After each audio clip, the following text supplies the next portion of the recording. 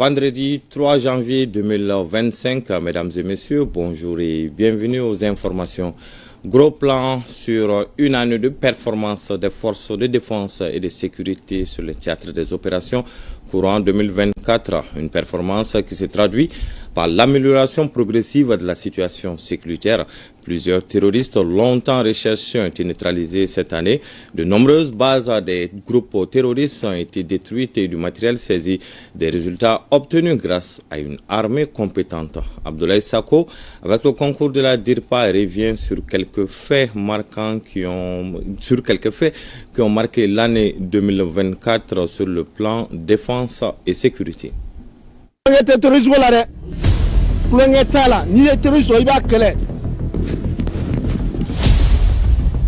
C'est un ennemi de la nation.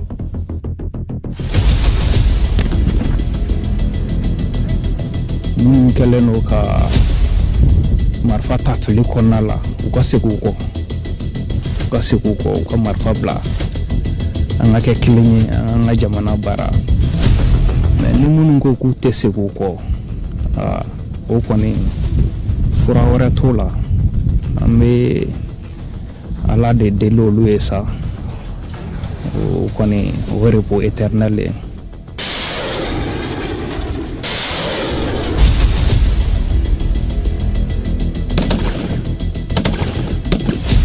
C'est jamana do ma c'est jamana ma problème tala en bébé mais ni le loko dongo do andi bla mi la miniki.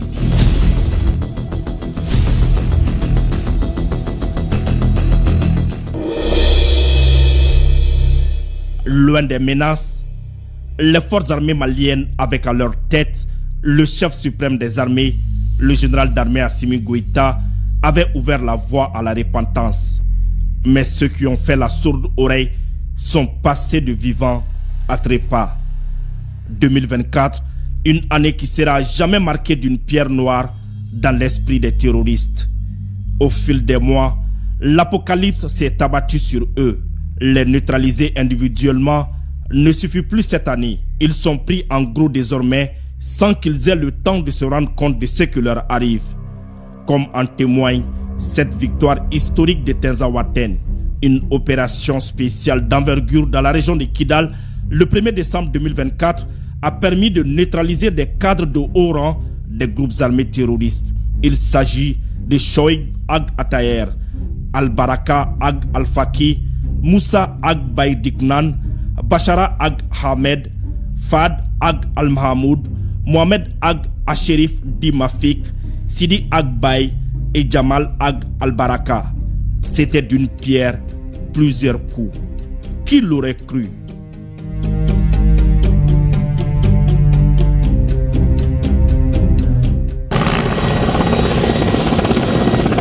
Durant cette année, le soleil s'est couché à l'aube pour les terroristes à Mourdia le 26 mai dernier.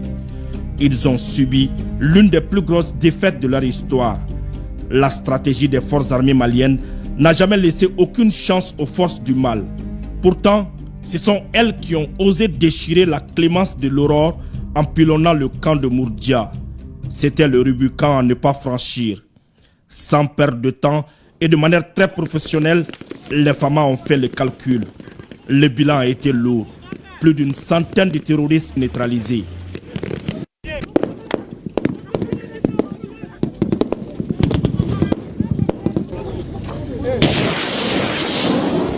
L'année 2024 a été aussi marquée par la neutralisation de l'un des plus grands terroristes recherchés de la planète. Son nom, Abou Ouzeifa Di Hugo. Il a été neutralisé le dimanche 28 avril 2024 dans le secteur d'Indeliman par nos hommes. Sa tête était mise à prix par les États-Unis d'Amérique à plus de 3 milliards de francs CFA. En septembre 2024, les terroristes se sont attaqués au camp de Faladier et aux aéroports du Mali. La réaction de nos hommes ne s'est fait pas attendre. Dans une élégance toute militaire, les assaillants ont été neutralisés et leurs complices arrêtés. Ces succès sur le terrain ne sont pas le fruit du hasard. En un an, des équipements roulants et volants ont été mis à la disposition des hommes. Les tout derniers en date sont les drones Akinji. Allez-y demander aux terroristes de Tinzaouaten de quoi ces vecteurs aériens sont capables.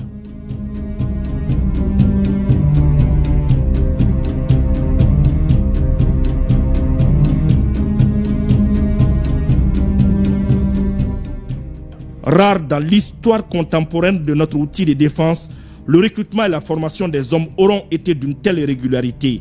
Cette année, tout comme les précédentes, des formations sont organisées de manière ponctuelle et à tous les niveaux. En 2024, les casernes ont changé de visage. Le chef suprême des armées, dans sa politique, entend mettre les hommes dans les meilleures conditions. Le nouveau camp de sang a été inauguré. Ceux de Koutiala, Diema et Kita seront bientôt opérationnels. Le maillage sécuritaire est une réalité aujourd'hui. Sur le plan de la sécurité, de nouveaux commissariats ont été érigés un peu partout à travers le pays. La police, la gendarmerie et la garde nationale ont enregistré des succès sur le terrain grâce à des équipements de dernière génération dont elles disposent. Le 5 juillet 2024, le monde découvre le Centre Interforce de sécurisation des frontières. Ce joyau sécuritaire des temps modernes trône à Kouré-Malé, ville frontalière Mali-Guinée, à 125 km de Bamako. Il s'étale sur une superficie de 5 hectares, dont 2,5 pour la partie principale, avec des commodités adaptées au contexte. Sa position, sa composition sont d'une importance capitale dans la sécurisation de cette partie du pays. Durant 12 mois, le monde entier a eu la chance de découvrir semaine après semaine les exploits, les actions héroïques des forces armées maliennes dans l'émission Défense citoyenne sur la chaîne nationale ORTM 1.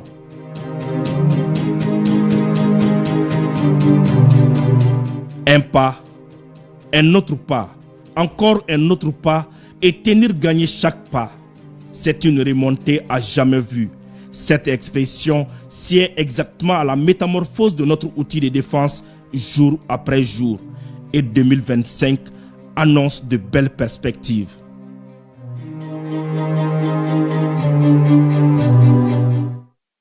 Vous l'avez vu, 2024 a été donc une année de réussite pour les FAMA et pour 2025, les citoyens attendent davantage de sécurité et de paix.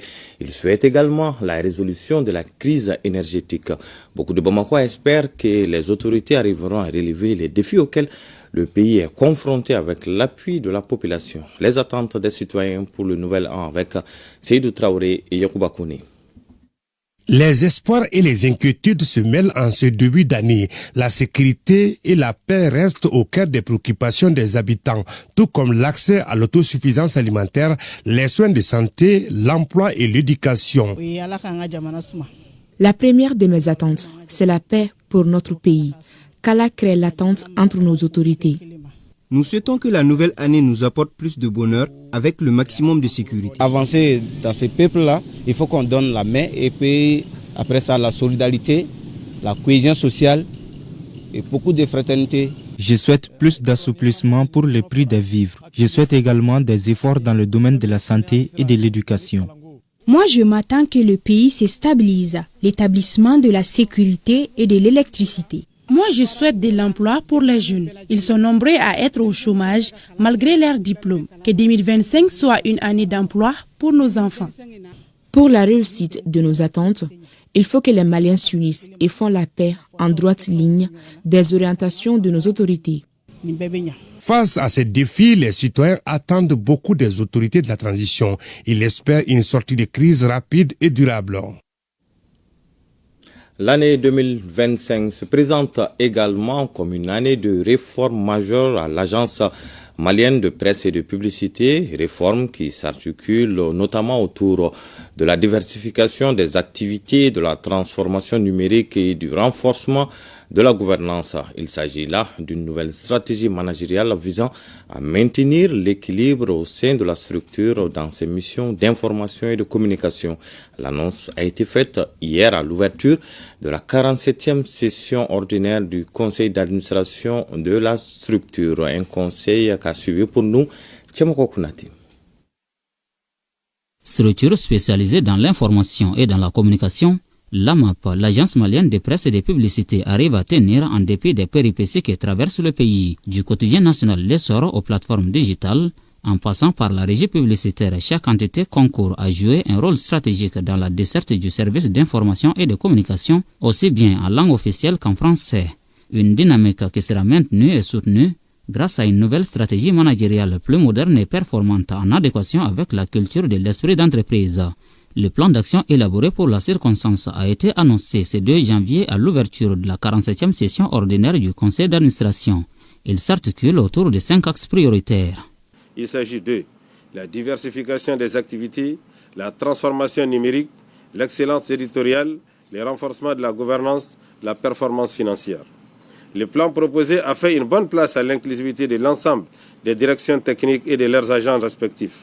C'est dire combien il tient compte de la dimension communication interne, communication externe, mais surtout d'un mécanisme de suivi-évaluation adéquat.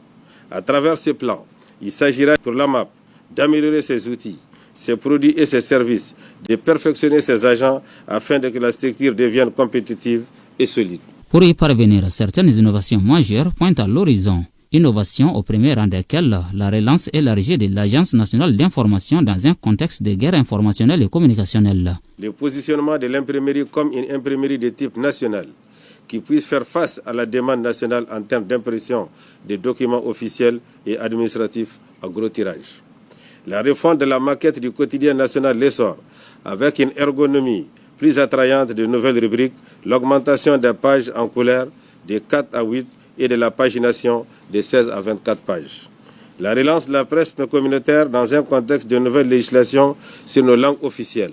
L'engagement de toutes les plateformes physiques et numériques de l'AMAP pour renforcer la stratégie de communication de la Confédération des États du Sahel. Ces réformes de grande envergure ainsi annoncées, qui feront objet d'une évaluation, devront commencer à produire les résultats escomptés courant cette année 2025.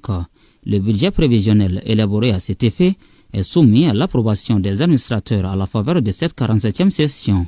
Il est estimé à près de 2,5 milliards de francs CFA, dont environ 921 millions au titre de la subvention de l'État, le reste relevant de ses ressources propres. Le ministère de l'Environnement veut mettre de l'ordre dans les zones minières. Elle vient de visiter des sites d'exploitation de Kourémalé et de Narena. Le constat est que les exploitants ne respectent pas les consignes données par les autorités. Le compte-rendu de cette journée avec Alocine Touré et Sambou Diakité. À l'arrivée de la délégation à la mine 189 près de Kourémalé, les prestataires de l'exploitant étaient occupés à la construction d'un pont pour l'usage des villages environnants. Aussi, on pouvait voir que la partie exploitée par la société a été partiellement réhabilitée. L'entreprise en question, effectivement, était en infraction par rapport à certains aspects, notamment le défrichement. Ensuite, il y avait les excavations qui n'étaient pas bouchées.